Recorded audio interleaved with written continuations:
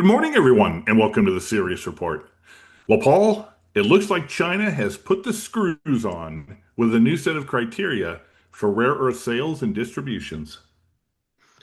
Yeah, I think as the title of this clip suggests, is correct. China effectively is killing the Western tech sector stone dead. We're going to explain why that is not an exaggeration.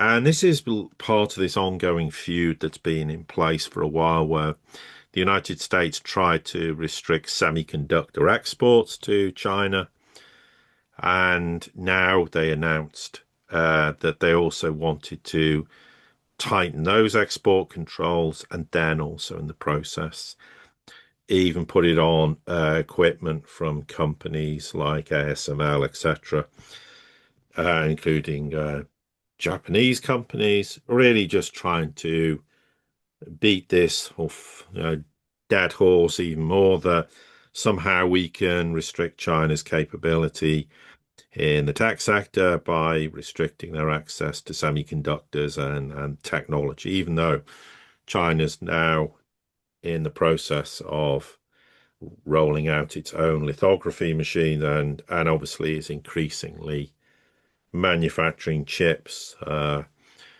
with far higher specification than the United States ever expected to happen. Now, obviously, we should recall that China had put measures in place previously saying, well, we're going to put restrictions on rare earths to the United States and its allies, which is used for military use, not for commercial use. And of course, this causes mayhem in the US defense sector because they're reliant on these rare earths to manufacture all manner of weapons.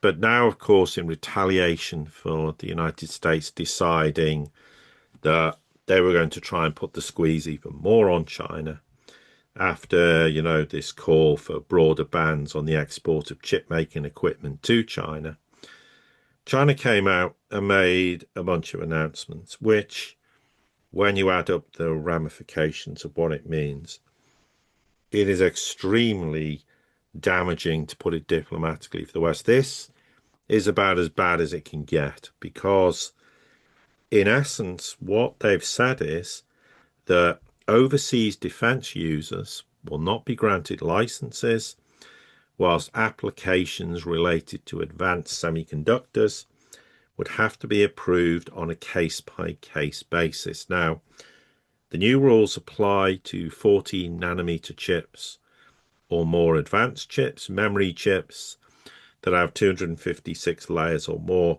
and equipment used in the production of such chips, as well as to related research and development. So, of course, those advanced chips are used in products like smartphones or AI chipsets, etc. And obviously, the rules will apply to research and development of AI with potential military applications. Now, of course, people will say, well, how do you enforce this? Well, it'll be easier to enforce it than people perhaps perceive to be the case. Now, it's worth reiterating that China currently produces over 90% of the world's processed rare earths and rare earth magnets. And there are 17 rare earth elements that are vital materials in producing everything from electric vehicles to aircraft engines, military radars, you name it. And exports of 12 of them are now restricted after the ministry added holmium, erbium, thulium, europium, and never know quite how to pronounce this, ytterbium, I think it is, along with related materials. So what this effectively does is means that not only are they going to severely hamper military applications, but also this relates to the equipment that companies, the United States wants to restrict Chinese access to from manufacturing anything themselves. And from even the likes of TSMC being able to manufacture chips in the future because they rely on rare earths. And if they don't have access to it, then that effectively, quite literally, would grind to a halt semiconductor production at some point in the West, or TSMC as an example, or in Japan, etc., wherever it might be.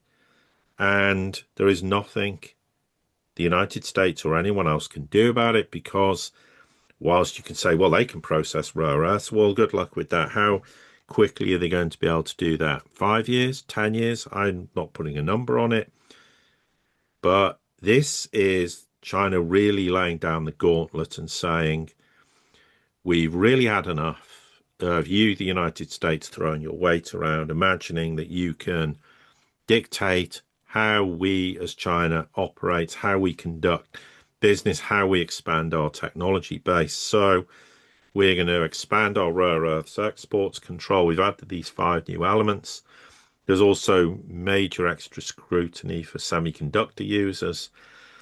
And there's people in the West going, oh, this is just leverage. So because there's going to be talks between Trump and Xi Jinping at the end of October in South Korea, this face-to-face meeting. It's got nothing to do with that. That is not why they're doing this.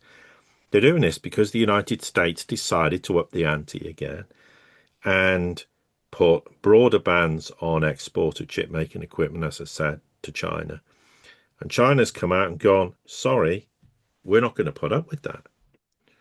And we are going to respond. But the difference is when China responds, the impact is to varying degrees either quite severe, pretty severe, these are not actual categories, or very severe. And this latest announcement puts it into the very severe category. And they use the playbook the United States does by going, oh, it's to safeguard national security and interest. Exactly the same nonsense the US comes out with to justify why they're going to put these measures in place. And therefore, if you're going to say we're going to put these restrictions on this technology that are produced overseas, and that will be for rare earth mining, smelting and separation, metal smelting, magnetic material manufacturing, or rare earth secondary resource cycling.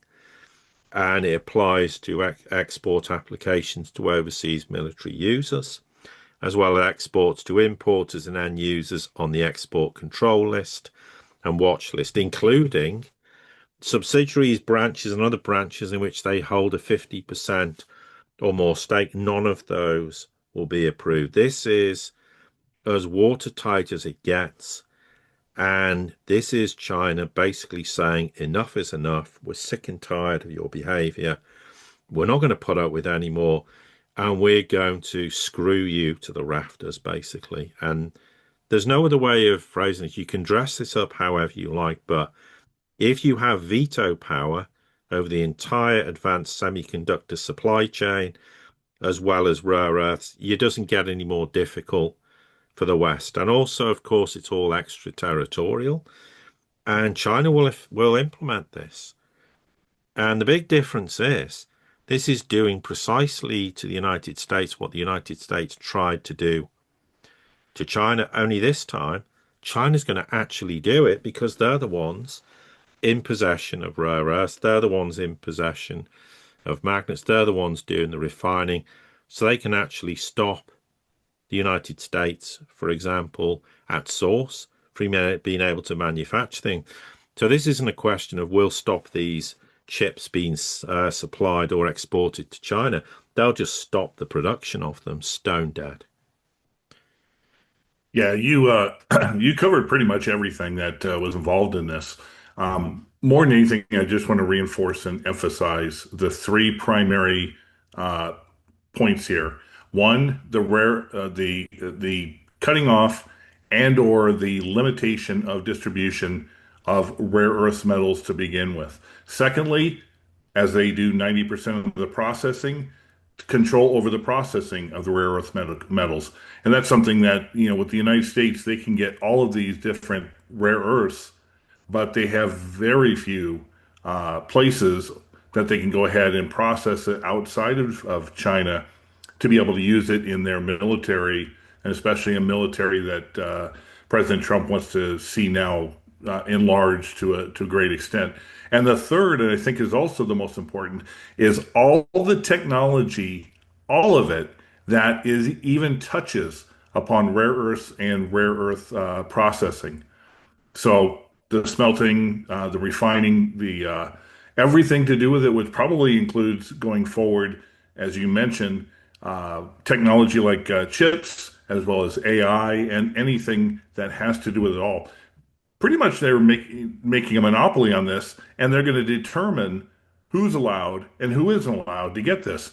And one of the things I think they also mentioned was the monitoring, because under the national security clause, any foreign entity that they do sell the rare earths to, if they find that it's funneled to unfriendlies, in this case, the United States, then they'll be cut off completely. Yeah, exactly. So they can decide to play with fire, but they're going to get their hands burnt and every other part of their anatomy in the process. And this is the difference. And we've made this point before, people think Russia has strong leaders and they're the ones who you need to be afraid of, and because they're the ones who are really going to lay down the gauntlet. They're not. Not at all. Not compared to the Chinese. We've made this point before. China wants win-win cooperation. But if you start messing around with them on a fundamental level that impacts them, they are going to retaliate, and they retaliate intelligently and in ways that will cause immense damage. In this case, to the United States, to US companies, to US AI, whatever state of progress or lack of it is currently in place. But it doesn't matter. They have effectively turned this completely on its head and said, okay, if that's how you want to play it, fine, we'll play by your rules. Only the difference is we really will cause you immense damage. And that in no way, shape, or form, of course, impacts China in any way, shape, or form, because they just carry on doing what they're doing because they're not going to put restrictions in place on things they can utilize. And I imagine, as Ken alluded to, that friendly countries, will be given access to rare earths. So Russia, for example, will have no problems, and other countries in the global south. So this potentially, of course, then allows them to start to make strides forward in technological terms. And I guess the question is, how long are these measures going to be in place before the United States decides to do something about it, or what can they do about it? Because they came out and made a statement. I think they were pretty shocked, to be honest. And we're closely assessing any impact from these rules. What? You mean the total impact? They said they were announced without any notice and imposed in an apparent effort to exert control over the entire world's technology supply chains. Well, it's not. It's to exert control over you, the United States, who's trying to bully the world into not allowing China access to technology supply chain. But here's a question, Ken. What's your perception on how the Americans ultimately, when someone sits down and goes, this is the reality, what's your feeling on how the Americans will ultimately respond to this? Well, if it's anything like has been recently um, from the Trump White House, it's going to be just a lot of bloviating statements, promises to do this and threats to do that. We've already seen what happened to the tariffs when India or other nations stood up to the United States. They backed down very quickly. The U.S. has been able to browbeat lesser countries, at least under this administration, and they've quickly fallen back and come hand in hand to the larger countries, India, China, etc. So I get the feeling more than anything, there's going to be bombastic statements about how China is a threat, yada, yada, yada. But in the back channels, the US is going to come begging to China. And I think this time, as opposed to, say, 3, 4, 5 months ago, when the tariff threat, the 150% tariffs, blah, blah, blah, that sort of came to a conclusion. I get the feeling this time China is dead serious and they've had enough. Yeah, I agree. I think ultimately the US will realize they've bitten off more than they can chew. The problem the US, I think, always faces is they don't like to have to be seen to back down or to be weak, but they constantly back down with the Chinese. And they've started, I think, to realize increasingly they can't defeat them militarily. Not least they're a nuclear power, and they can't get NATO lackeys to do their dirty work for them. They certainly can't defeat them economically or financially. And therefore, they're running out of road as to how they can challenge China. But there is a desperation. There's no doubt about it. And I think the question the United States might like to ask themselves, well, if we were to retaliate, what would the Chinese do in addition to what they've already done? Because I think we both agree with this that China has so many weapons in its arsenal, economic, financial, strategic, that it can cause immense problems for the United States. This is one example of that. It's not uniquely an example of that. And I think the United States will start to realize, look, if we retaliate, and how are we going to retaliate? Then China is going to retaliate in kind. But the difference is when they retaliate, their threat actually gets followed through and it has teeth. Whereas the United States, I fear, from their perspective, they say a lot of things, but none of it actually has any teeth. It just sounds great. It's great for the MAGA Trump supporters, and everyone else looks at it and goes, "This is rather meaningless." Because, in essence, if you look at this Chinese proposal, which is now obviously being ratified in law, which is this commerce announcement to implement these export controls on rare earths and everything associated with them. Uh, with regards to the fact that they've put those measures in place, I seriously think the United States never imagined for 1 minute that China would do this. And in essence, those regulations basically are doing exactly the same thing the US did to him. They implemented to restrict other countries' exports of semiconductor related products to China.